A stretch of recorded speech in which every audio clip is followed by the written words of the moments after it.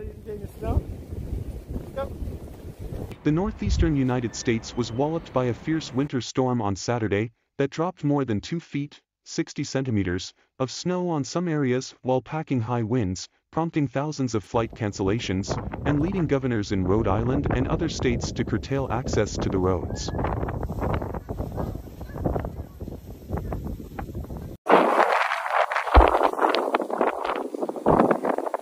With blizzard warnings in effect, cities including New York and Boston bore the brunt of the storm on Saturday morning, but the far-reaching system also hit the mid-Atlantic.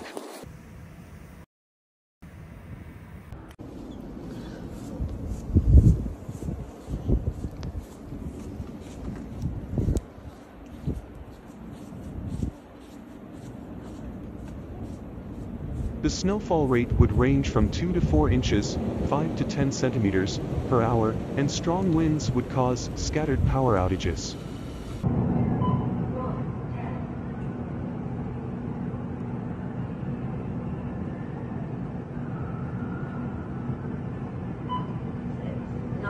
On Saturday, more than 3,500 flights were canceled traveling within, into, or out of the U.S., according to flight tracker FlightAware, and 847 flights have already been canceled for Sunday.